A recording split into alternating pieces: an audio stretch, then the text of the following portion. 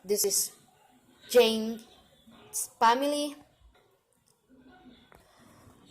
Our topic natin for today is about update sa Pamilya Barreto. Ayan, kung ikaw po ay bago sa aking channel, please subscribe and click the bell button so you always update to my videos.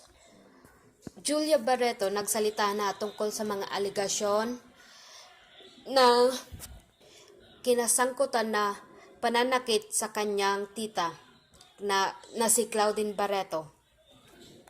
Based dito sa kanyang interview, sabi niya, nung tinanong siya about sa awayan ng mga Barreto, sagot niya dito, natural daw sa lahat ang maging concern.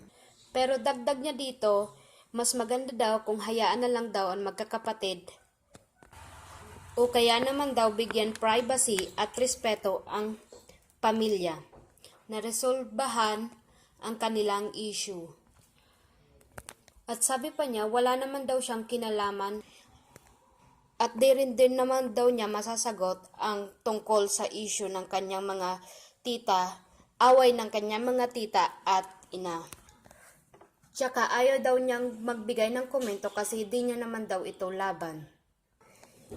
Ipinagdadasal niya na lang daw ang kanilang pamilya na sana ay maayos ito.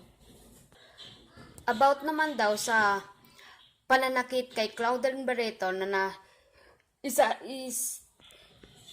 isinasangkot siya ay wala daw katotohanan. Ngayon daw itinutuon niya ang kanyang attention sa kanyang trabaho.